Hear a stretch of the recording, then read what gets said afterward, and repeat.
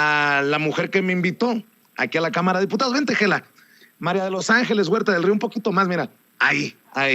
Mi querida María de los Ángeles Huerta del Río, me da mucho gusto. Nada más háblame un poquito más fuerte de lo normal, pero creo que podemos dialogar perfectamente. ¿Cómo te va? Me da mucho gusto saludarte. Muchas gracias, muy bien, Vicente, me va muy bien. Gracias por la invitación, a ti y a tu público, por supuesto. ¿Cómo ves esta realidad? Una oposición que le apostaba al infierno ayer y resulta que más de 75,000 mujeres, en su gran mayoría, no podemos decir que todas, salieron en santa paz. Así lo reportábamos nosotros. Tenemos, de hecho, por ahí imágenes que tiene don David, exclusivas de Sin Censura, que estuvimos recogiendo, y resulta que las mujeres sí quieren paz. Es más, muchas se dedicaron a repartir flores entre señoras de la limpieza, entre mujeres policías, y esto es una bofetada a esos que le apuestan a la violencia, que le apuestan a lo peor con el gobierno del presidente Andrés Manuel López Obrador. Y que deben haber estado muy enojados, Vicente, porque justo lo que querían no se logró. Fue un sector muy pequeño, aproximadamente 50, 100 mujeres de las miles y miles que había, quienes con estrategias y hasta con armamento, ¿verdad?, se acercaron a tratar de hacer alguna provocación. Pero eso fue muy poquita gente, muy poquitas mujeres. Como tú lo estás diciendo muy bien y lo dijo hoy el presidente, el 99% de las mujeres de México marcharon pacíficamente pidiendo reivindicaciones muy legítimas, aunque yo insistiré siempre en que las mujeres de México hoy no deberíamos de ser tratadas por nosotras mismas como víctimas solamente, sino como mujeres capaces de enfrentar la violencia, de resolverla, de pensar qué otras cosas podemos articular como estrategias para no vivir con quienes eventualmente pueden abusar de la vida de una persona. Otra vez lo repito, como te lo dije ayer, el 70% de las mujeres o más de los feminicidios que hay en este país son cometidos por parejas, pretendientes, exparejas, exmaridos o gente conocida de cada una de estas mujeres. Esto significa, ese dato es muy grave, y significa que algo las mujeres tenemos que seguir haciendo para evitar que ese señor con el que viviste 10 años, a lo mejor porque tus hijos, porque no tenías posibilidades económicas de manutención, etcétera, tuviste que vivir con él, se generó una relación ya muy grave, y entonces el señor, pues con todo este problema cultural, se le hizo fácil matarte. Yo creo que es muy importante que cambiemos un poco la narrativa, que nos hagamos cargo también de lo que sí podemos hacer para resolver este problema, y pensemos que el Estado y el gobierno tiene su parte, ¿no?, el Poder Judicial, las leyes, etcétera, en la resolución de este problema, pero que hay cosas muy importantes que tenemos que hacer las mujeres en concreto para cuidarnos más y para defendernos mejor. Este es el punto. Las violencias sociales no solamente son en contra de las mujeres, las violencias sociales son en contra de los hombres, lo vimos en el partido ese horrible del fútbol en Querétaro. Y hay toda una dinámica social que se tiene que resolver desde las casas, desde las familias, como decía el presidente, ¿no? Dice, yo seguiré insistiendo en que los abuelos y los padres regañen a sus hijos. Pues es una metáfora eso que dijo, para ayudarnos a comprender que la responsabilidad también es de los ciudadanos, claro, también es de las familias, también es de los abuelos. Y él en lo que más está ayudando es en empoderar a las mujeres.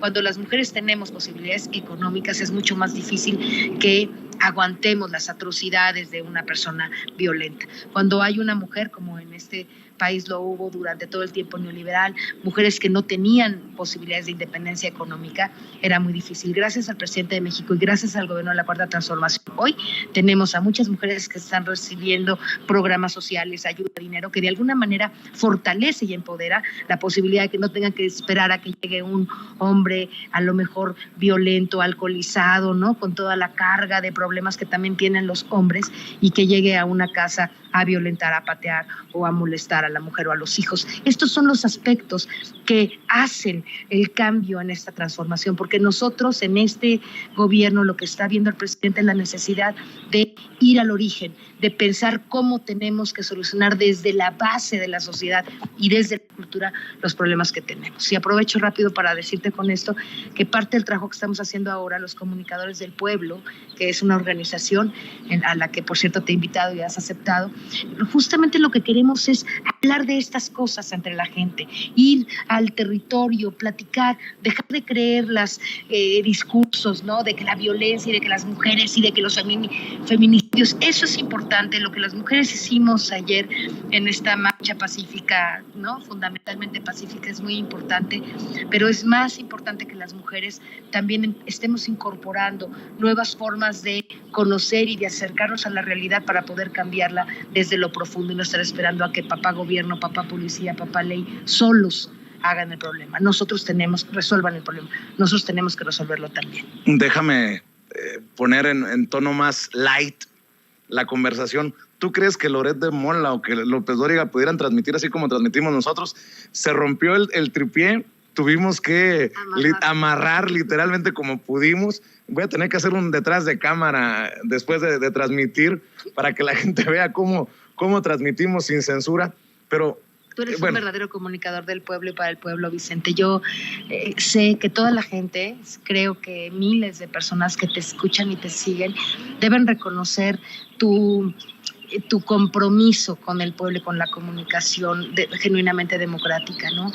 Un comunicador democrático que es capaz de en un tripié, amarrado a un teléfono y buscando la señal que nos ha costado trabajo aquí en la Cámara, puedas realmente estar dando este servicio de comunicación al pueblo. Yo, como miles, creo que millones de mexicanos, te agradecemos esto y por otra parte, pues también te agradezco que nos acompañes, nos aconsejes, nos orientes en este camino que vamos ya a emprender los comunicadores del pueblo. Y es que esto de los comunicadores del pueblo, que además es lo que te tiene también en la Cámara, yo te preguntaba que si extrañas los debates, el subirte a tribuna, el decirle sus verdades muy aserranadamente a la oposición. Pero esto de los comunicadores del pueblo me parece muy importante en momentos en que el propio presidente parece que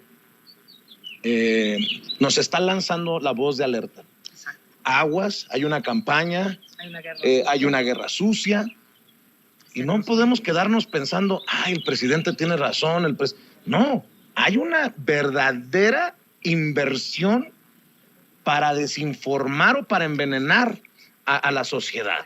Estábamos platicando ayer, Abraham Mendieta, Andrea Chávez, incluso me tocó saludar a Leonel Godoy, de la gran campaña y el gran capital que le están invirtiendo María de los Ángeles. Es gravísimo lo que está pasando, no solamente, como lo dijo hoy el presidente, es una cuestión internacional, está vinculada también con los corporativos y las empresas nacionales en todos los países, y el caso mexicano es muy grave, porque es como una orquesta. Todos están funcionando para tratar de pegarle a la legitimidad de este gobierno, ¿no? Para tratar, no solamente al presidente, porque el presidente es muy difícil que le quiten un gallo una pluma a ese gallo, ¿no? Pero si los medios de comunicación tradicionales, Televisa, Televisión Azteca, Radio Fórmula y todos los demás aliados, además con las organizaciones autónomas, el INE, etcétera, están sistemáticamente pegándole a todas las acciones del gobierno de la Cuarta Transformación, tarde o temprano hay algún efecto. Ya las encuestas que vi el día de hoy respecto a lo que la gente piensa sobre el presidente, aunque son manipuladas y aunque son de internet y lo que sea, ya se mira, ¿no? Que respecto al tema social, la percepción de la gente la están ganando ellos, porque esa es una guerra de la percepción. Bueno, o entre su propia gente, quién sabe dónde hagan las encuestas. Ellos mismos, claro, ¿no? Ellos mismos están manipulando. Yo no creo que la estén ganando todavía. Tenemos un 70% de gente que está con el movimiento, pero si seguimos dejando sin hacer nada este proceso, en algún momento van a darle un golpe a la legitimidad del gobierno. Así que qué bueno que lo has hablado con ellos. Y fíjate, por ejemplo, te quiero platicar algo que los comunicadores hoy descubrieron. Los comunicadores del pueblo, la gente me comunicó y platicaron que el INE está yendo a tocar a las casas de la gente en México. Gente que trae su credencial del INE, que dice, soy representante. Te vengo a recoger tu credencial porque la tienes que renovar. Y entonces, para que puedas estar en la revocación del mandato, dame tu credencial.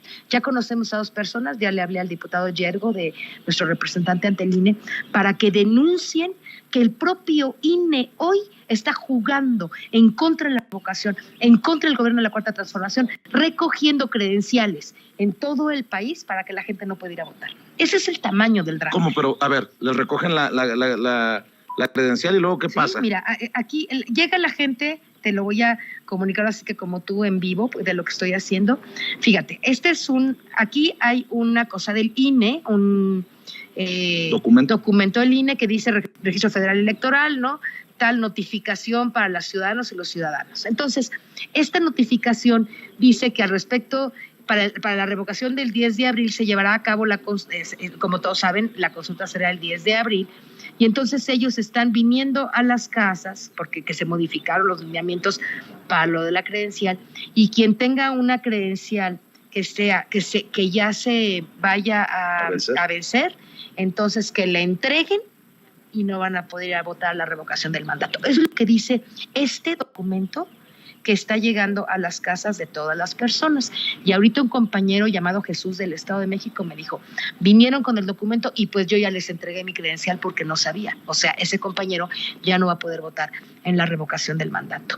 ¿Cuántas miles o millones de personas hoy el INE se está acercando a sus casas a recogerle la credencial con el argumento de que ya no les va a servir para votar? A lo mejor son millones. ¿Quién lo sabe? Bueno, la estructura de los comunicadores del pueblo nos va a poder, yo a mi vez acabo de transmitir este mensaje a el representante del Instituto Nacional Electoral para que él a su vez haga esta queja ante el INE y me acaba de decir que van a poner la queja. Bueno, ¿tú crees que Loret de Mola? ¿Tú crees que Carmen Aristegui, tú crees que alguien de esos comunicadores va a denunciar que el INE está haciendo una trampa al ir a la casa de las personas a recoger la credencial? ¿Tú crees que lo van a hacer? No, ¿verdad? No lo van a hacer, porque están recogiendo esas credenciales, no sabemos si a mucha o a poca gente en todo el país. El INE. Pues qué denuncia tan fuerte, Gela, y vamos a esperar a que Mario Yergo presente esta denuncia ante los integrantes precisamente del Consejo. Y a ver, Gela, ¿hacia dónde va esto? Lo hemos platicado a veces sin censura, afortunadamente ya lo hacemos frente a frente, en persona, y yo me pregunto, ¿hasta dónde están dispuestos a llegar con tal de que el presidente Andrés Manuel López Obrador no cumpla con sus objetivos, con sus promesas? Hoy precisamente, creo que fue hoy o ayer, ya a veces me confundo en qué mañanera, le plantean al presidente que hay una disposición judicial, una orden para que se detenga lo del Tren Maya. Dice el presidente, pues vamos adelante, pero la realidad es que sí hay también una batalla legal para tratar de ponerle el pie como una zancadilla a ese gobierno. ¿Hasta dónde estarán dispuestos a llegar? Pregunto yo, María de los Ángeles Huerta del Río, porque el presidente se ha detenido mucho en hablar de un golpe blando, una intentona de la guerra híbrida, pero no podemos ser inocentones, no podemos voltear para otro lado. Tenemos que hablar de estos temas que son difíciles, complicados, porque no vamos muy lejos. Hasta están jugando con la falta de información de muchas personas. Si es ratificación o es revocación, y la gente no vaya a votar por revocar al presidente en lugar de ratificarlo, ¿no? Mira, es muy importante lo que estás diciendo y quiero ilustrarlo con una frase, con un concepto que Lula da hay un documental muy importante que le recomiendo a la gente que vea, que se llama El filo de la democracia. Una periodista le pregunta a Lula qué es lo que cree que fue su peor error, ¿no?, en el transcurso del gobierno que generó, después del gran gobierno de Lula, 8 años en Brasil, el impeachment o el derrocamiento de Dilma Rousseff y al mismo tiempo el encarcelamiento de él por más de 18 meses. Y él le contestó a la periodista, le dijo, creo que mi principal error es no haber mandado al Congreso de Brasil las leyes que impidieran el poder que 9 familias a través de los medios de comunicación de Brasil, TV Globo y otras empresas que tú seguramente conoces, hicieron en contra del pueblo brasileño y en contra del gobierno democrático. Ese es el tamaño del problema.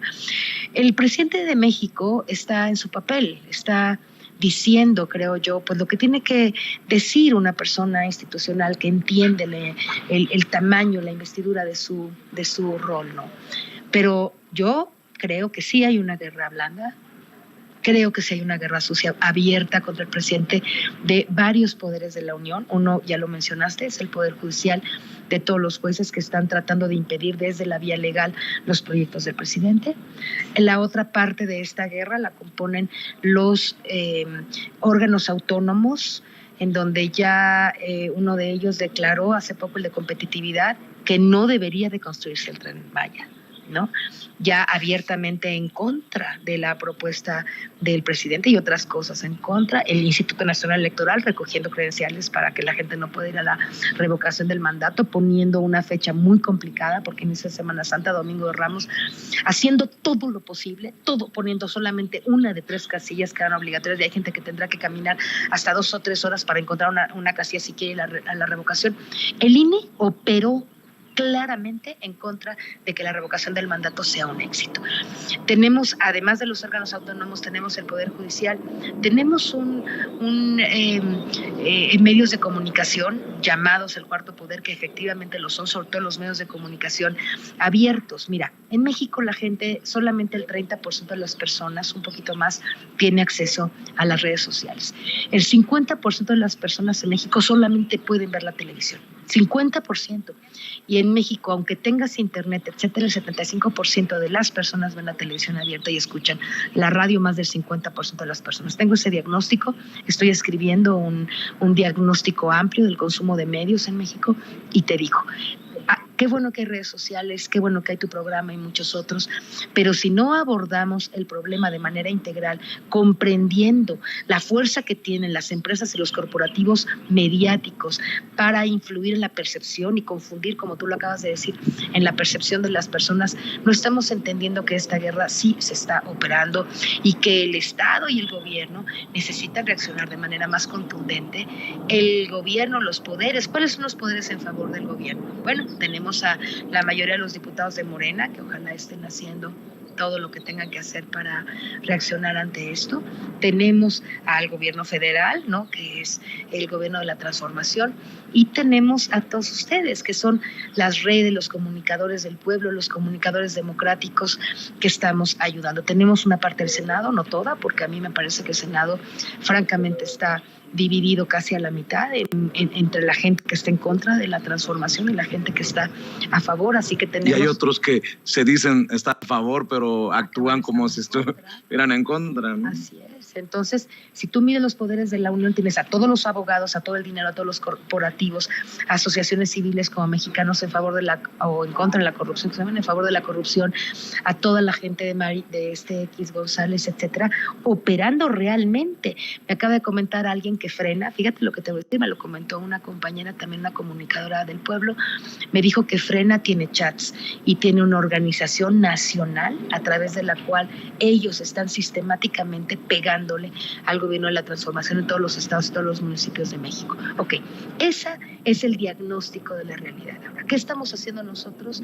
Pues también empujando a que el pueblo pues empuje al propio gobierno, al propio poder, a las propias instancias necesarias para que afrontemos esta guerra y no permitamos que ellos sigan dominando. Es que el discurso, la narrativa hegemónica hoy en los medios es en contra del presidente, todo lo califican mal, todo dicen que está mal, todo lo juzgan, pueden utilizar hasta 15 o 20 minutos del tiempo. He oído para mi diagnóstico a comunicadores como Loret de Mola, como la gente de Radio Fórmula, Ciro Gómez Leiva, el López Dóriga, ¿no?, Merker, Dresser, Carmen, y utilizan el 80 o 90% del tiempo y los comentarios a hablar en contra de los proyectos de la Cuarta Transformación.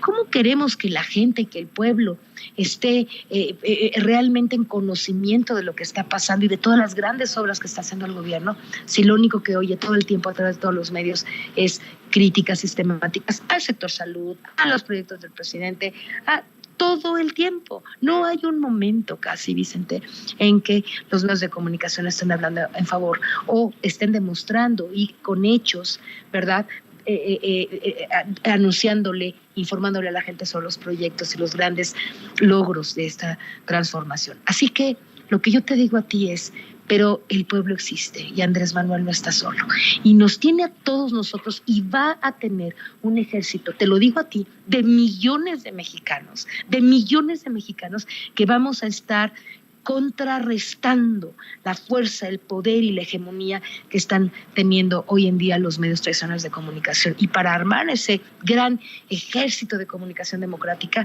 es que estamos trabajando muchos mexicanos.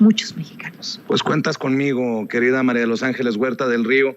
Te agradezco mucho la invitación y te agradezco mucho que nos regales mucho de tu tiempo, que sé que tienes muchas cosas que hacer, pero estaremos platicando si te parece después de que cierre el programa, pero pues ahí está. Ahí nos vemos. Gracias.